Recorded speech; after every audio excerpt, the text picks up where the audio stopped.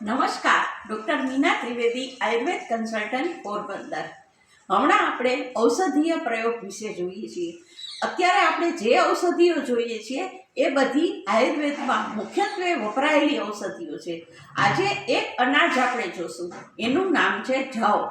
જવનો પ્રયોગ અત્યારે ખૂબ જ પ્રમાણમાં થાય છે. ડાયટિશિયન હોય કે બીજા કોઈ પણ હોય તો ડૉક્ટરો બધા અત્યારે જવની રોટલી ખાવાનો આગ્રહ રાખે છે.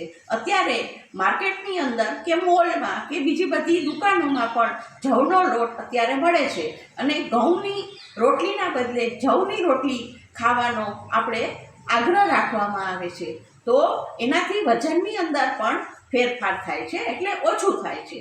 હવે જવ છે એ ખાસ કરીને આપણે જવને પાણીમાં પલાળી અંદર સાકર નાખી અને એ પાણી ગાળીને લેવાથી પેશાબમાં બળતરા થતી હોય કે પેશાબ અટકતો હોય તો એની અંદર ફાયદો થાય છે.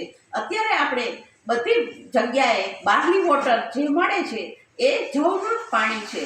એટલે આપણે જવનો ગુણ ખબર હોય તો આપણે બાર્લી વોટર એટલે જવ છે એની પણ આપણને ખબર પડે.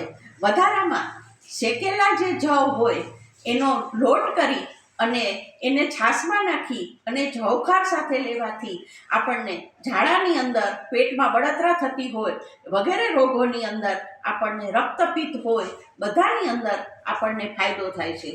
હવે આપણે જોઈએ કે ઘણા લોકો એટલા બધા ગરીબ હોય તો એને ખાવાનું ન હોય ત્યારે પણ જવના લોટને જવને શેકી અને એને પાણીમાં નાખી અને સાથું બનાવી ને એ પીતા હોય છે અને એનાથી એની ભૂખ તરસ બધું પણ મટી જતું હોય છે.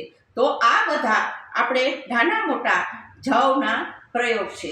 કોલેરાની અંદર પણ જવનો લોટ છે એને આપણે આગળ કહ્યું એ રીતે છાશની અંદર નાખી અને જવખાર નાખીને લેવાથી કોલેરામાં પણ ફાયદો થાય છે. તો જવ છે એ બહુ ઇઝીલી મળતી વસ્તુઓ છે. તો આટલી બધી જગ્યાએ આપણે એનો પ્રયોગ થતો હોય તો આપણે એને ખાસ કરીને આપણે જે કંઈ પણ રોગ થતો હોય એને રિલેટેડ તો એને આપણે એનો પ્રયોગ કરીએ, એને અપનાવીએ અને સ્વસ્થ રહીએ. બીજા ઔષધીય પ્રયોગ માટે મારા વિડીયોને સબસ્ક્રાઈબ કરો, લાઈક કરો અને શેર કરો.